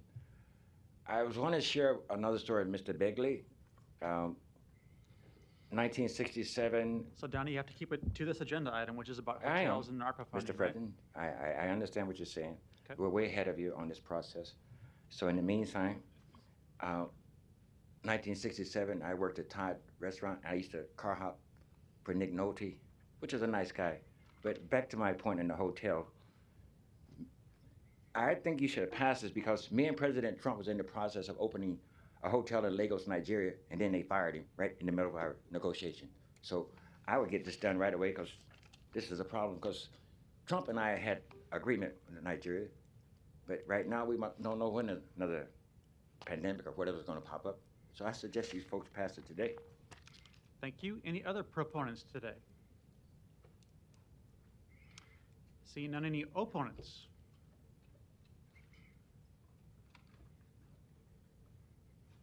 Larry Store, 5015 Lafayette, Omaha. I'm going to enter that into the record for today and for last week. I'm against this because, once again, I don't think there's enough information. ARPA funds, ARPA. Everybody's running to get ARPA, and there's lots of news stories on 60 Minutes, various other things. Not my words, but there's a lot of fraud in it. In the cities and counties and states that are running for the money, which is taxpayer dollars that I help pay, are maybe going to hold some people who are extremely accountable if they find out there's some funny business going on. I'm not to say that the hotel owners, property owners are not deserving of this. But I wonder, for example, now, who's going to take some of the money out of there for administrating it? Does somebody get a pocket out of that? That was a question on the last item, too, that I forgot to ask. How much do we pay for administrating these funds? That's money that doesn't go to them, and that's money out of my pocket that I'll never get back.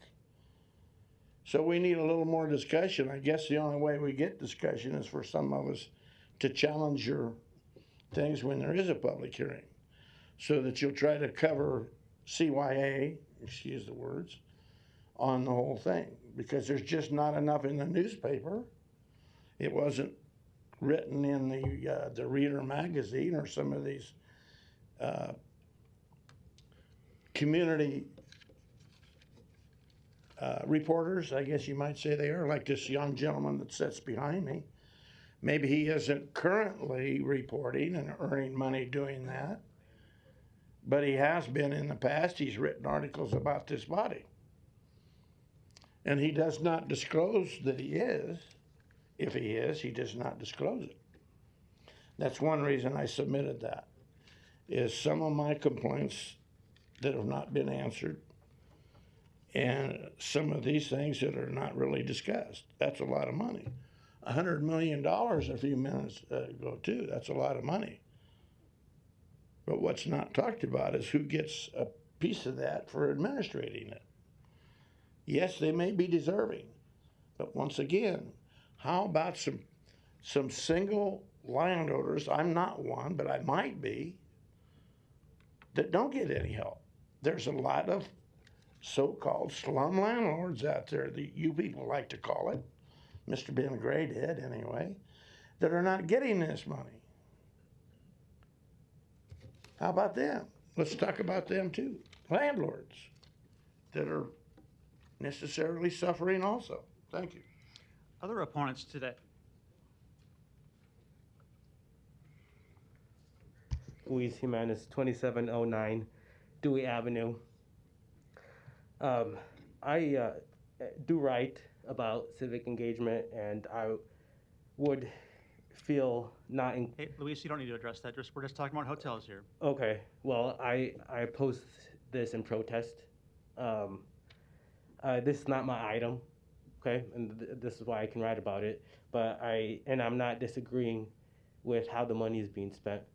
I think I want to protest because Omaha needs to diversify the economy and not just only focus on segments. So the tourism has the right to operate, and I support the expenditures, especially for the HVAC. Having cleaner air, maybe more in public spaces, would be something to do. But I think that diversifying the Omaha economy is important. You saw how fragile tourism is when there's a pandemic, especially if it lasts for a few years. A lot of money was lost. So, but anyway, good luck to everybody as we move forward. Thank you. Okay, thank you. Any other opponents today? Seeing none, public hearing is closed. Mr. Harding, you're recognized. Thank you. First thing I'm going to do is move the approval of 42. Second. And then just a couple of highlights.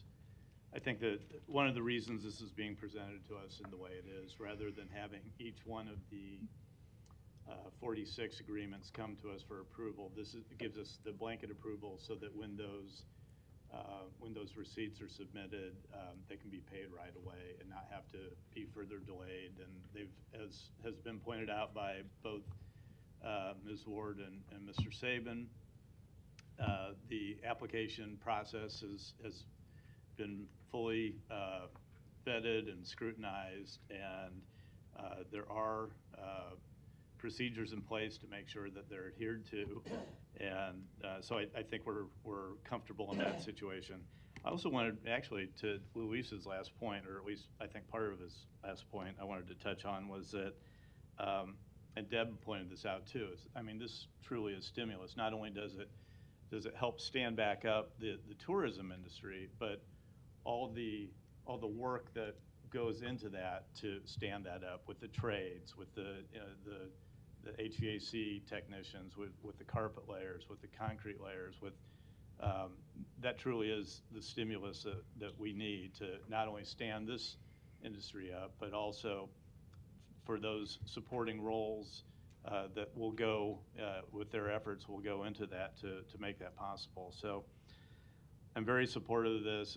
This has been a long process, but one that I think is a very good use of the funds.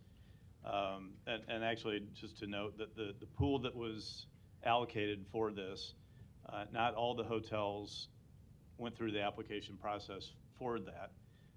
So what we had originally budgeted for this part of the funds will then be able to go back into the pot, so to speak, so that they can be reallocated or reassigned to other needed projects, because we had a lot more asked than we did ARPA funds to invest in the community. Thank you. Mr. Begley, you're recognized. Thanks, Mr. President. Deb, a quick question for you. Good afternoon. Good afternoon. You talked about the occupancy rates or the job numbers in the hotels. Where are they at before pre-COVID to now? I know it's picking up. Have we caught up even close to where we were before? Can we just compare it last weekend to last? Well, I know last weekend was good. Last week, we're anticipating this year at the end of 2022 to be just shy of 2019 numbers. Okay. Yeah. And I appreciate you answering that, because in pre-council, and my friend Councilmember Harding did a good job of articulating what we had discussed in pre-council, where if anybody in the public wants to go look at this document, it's attached to the agenda item 42, and it's 1,270 pages. So to translate that for people here and listening today, that it's for all the improvements that Councilmember Harding talked about, and those are jobs that are invested in the community. Mm-hmm. And it also has been vetted by, I'm probably going to miss part of it, but Deloitte & Touche and our law department, and also guidance from the Treasury Department. So when a 1,270 page document is put out, and the time is invested from all of our subject matter experts on this, and as Councilmember Harding mentioned, all that money that was allotted was not spent, correct? What was it? There was $7 million allocated. Okay, and that would have given 489,600 is what's being not to exceed that today, right? Right. Okay, so the demand was out there, and 46 participants requested money on this that are being granted today if we vote on it. Yes. And again, that's about jobs. It's about a lot of things, but as you and I had a nice conversation in my office, it seemed like a long time ago, but I remember it well, and you laid out clearly that it's not just giving money to hotels, but it's to get them back on their feet, and the people that lost their jobs in the hospitality industry, the hotel industry, that hopefully it does go back to how it was when Berkshire was here last weekend, and the good work you're doing, it keeps it rolling forward. But again, it's about jobs and getting wage earners back on their feet, and hopefully this will certainly help that going forward. So thank you for what you've Yeah, done. close to 18,000 people depend on tourism for their livelihoods. It's a lot of people. Thank you. Thank you.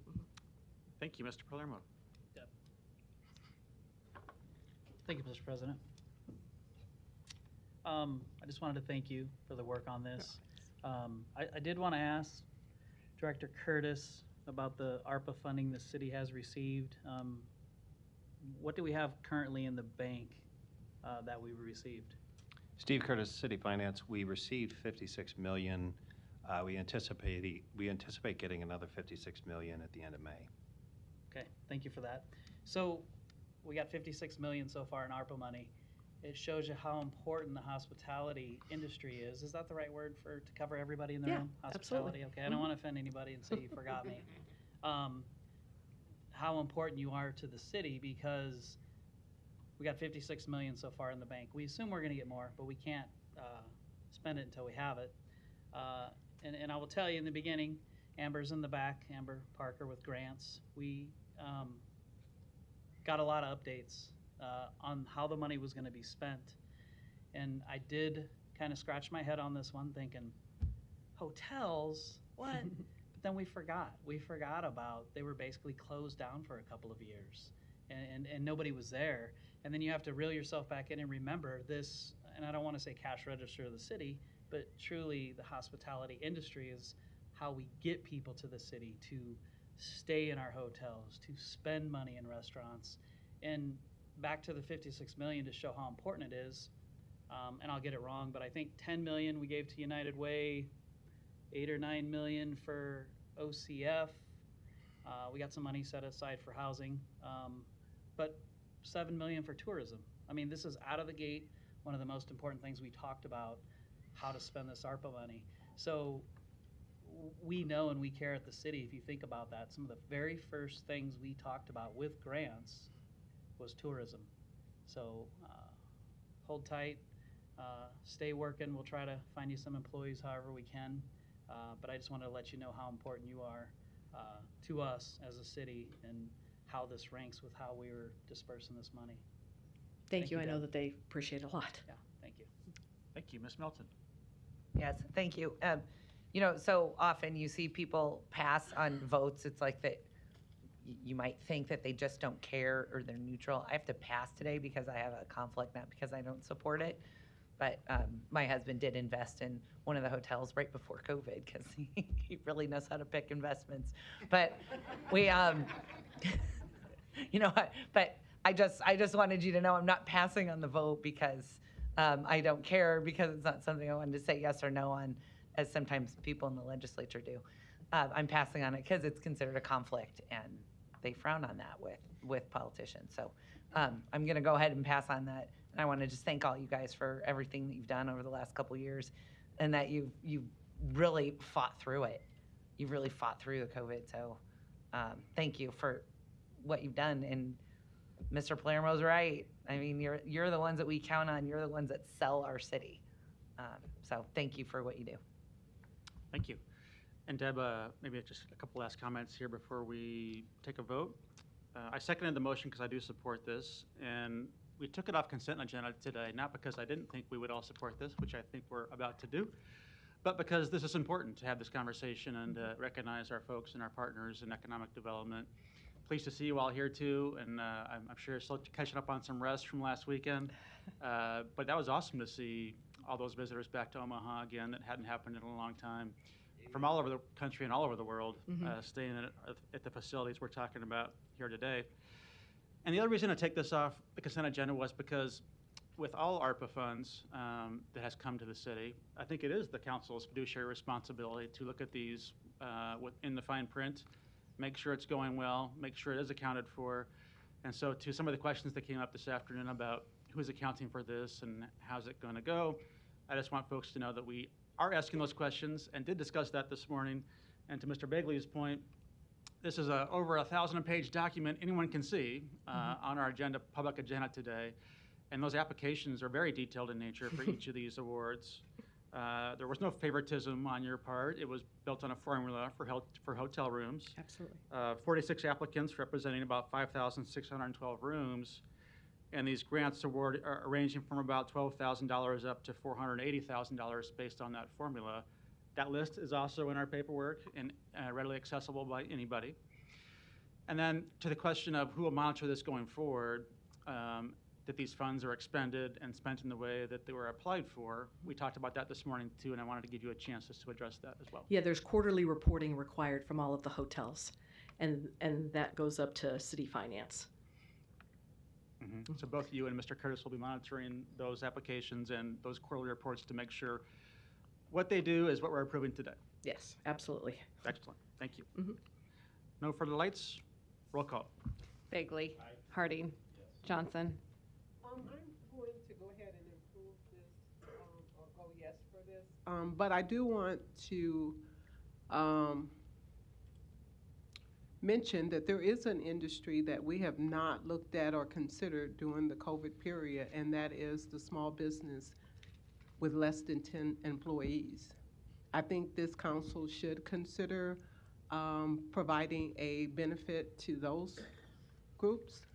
And just like the hotel industry, they suffered a loss, and yet they're still in our economy. So with that being in mind, I do want that information on the books in terms of my remarks to indicate that small business, less than 10 employees, suffered a loss too, and we should consider that. But for now, I'll go ahead and vote aye for this. Thanks. Melton. Palermo. Yes. Rowe. Mr. President. Yes. Melton. Pass. Motion, item 42 is approved, 6-0. Melton abstains. Next item. Item 43, an ordinance to accept the bid from the office cleaners for janitorial services for the traffic maintenance facility at a cost of $11,260 per year. Is communication in opposition? Public hearing on number 43 is today. Proponents, please.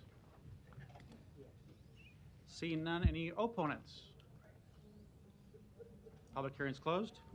Item 44, an ordinance to approve an agreement with Lynn Venduska for stabilized sewer. One moment. Were you coming down on number 43, sir? Yes. Okay. With the room being emptied there, I didn't have a chance to see you, so we'll definitely revisit that. Problem. Are you a proponent or an opponent? Opponent. Okay. So we'll have an opponent now to number 43. Yes. Rodney Johnson, 6716 Northridge Drive, Omaha, Nebraska. Census tract 61.02.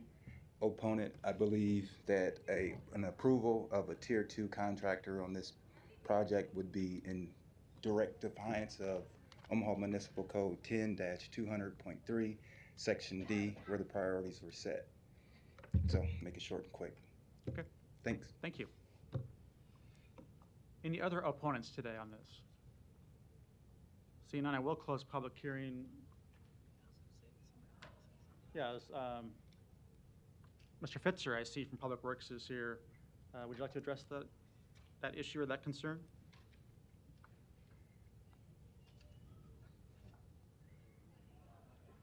If you're not, could you repeat what you're wanting further addressed? I apologize. Yeah, it was a concern about the selection of the contractor in this instance as it applies to, I believe it's our SEB program, and I think that was the concern expressed by the opponent. So I think what we're wanting to know is were the right procedures followed, and was everyone given that opportunity? Yeah, everybody was given the opportunity when we. Todd Fitzer, Public Works. Everybody was given the opportunity when we bid a project like this, Councilman.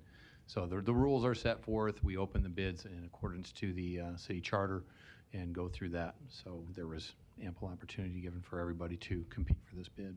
Okay, thank you. Mr. Palermo, you're recognized. Thank you, Mr. President. I think that I was going to ask the same thing at Public Works on, and if I could, Mr. Fitzer, you said everybody was given equal opportunity for the bid.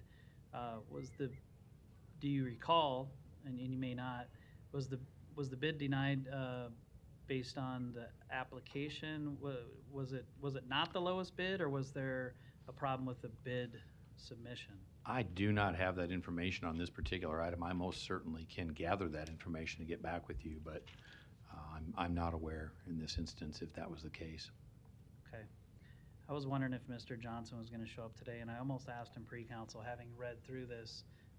But since it's public hearing, and he did show up and mention he was opposed to it, we will certainly bring it up next week for questions. Thank you. Yeah, we do have one more week on this one, so to be continued. Thank you. Mr. Harding, were you on this? Note that I believe the office cleaners were the lowest bid on it. Okay. Thank you. Ms. Clerk. Item 44, an ordinance to approve an agreement with Lynn Vandeska for stabilized sewage sludge. Public hearing on number 44 is today. Proponents, please. Seeing none, any opponents? Public hearing is closed. Item 45, an ordinance to approve the Abbot Drive Industrial Building Tax Increment Financing Redevelopment Agreement. Public hearing on number 45 is today. Proponents, please. Thank you, President Festerson, members of the Omaha City Council. My name is Jim Lang. I'm an attorney at 8526 F Street. I represent the applicant, F&J Enterprises, Inc. F&J's principal is Frank Creechy. This is for a 150,000 square foot warehouse, state-of-the-art warehouse by the airport at 5906 Abbot Street. We were before you about 2 months ago on the redevelopment plan, and this council went ahead and approved that at this time. So I'm here to answer any questions. So we appreciate your support on this project. We think it's going to be a great project for the airport area. Thank you. Thank you. Any other proponents today? Seeing none, any opponents? Public hearing is closed. Next item. Item 46, an ordinance to approve the MH Landing Lot 4 Tax Increment Financing Redevelopment Agreement. Public hearing on number 46 is today. Proponents, please. Thank you, Mr. President. Brett Beller, 1140 West Center Road, on behalf of the applicant MH Ozone 2. Speaking of hotels, this plan was before you a couple months ago as well. New Fairfield Inn, if you remember the Cocoa Keys redevelopment on 72nd, about the interstate, a very important intersection in our city. This will be the first project coming out of there. So this will be on Lot 4. It'll be 85 rooms, a new hotel to revitalize this area. So we're excited to get going. This will be, as I said, the catalyst for everything else going on there. So here for any questions. Thanks. Other proponents? Seeing none, any opponents? Public hearing is closed. Are you on number 46, Larry? 46. All right. Are you an opponent? Opponent. Go ahead. Of course, I'm an opponent to another TIF without further information. South 72nd Street, the only hotel in Water Park I can think of was on the left. Used to be the couple of other things. And they've changed it a couple of times, and now we're doing it again. Or is this on the other side of the viaduct at the old Ozone Lounge? That hasn't been described here as to what property exactly that is. Hotel and Water Park, I guess, is before the viaduct. Seems like a pretty good site. I think we need more discussion on it, actually. Thank you. Thank you. Next item. Item 47. Oh, sorry, Mr. Harding.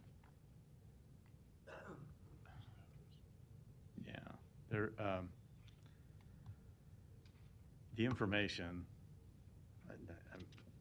The information is all available online. It gives the address, it has a site plan, all that information is there. Thank you. Agreed. Next item. Item 47, an ordinance to authorize the purchasing agent to issue a purchase order to Chief School Bus, Inc.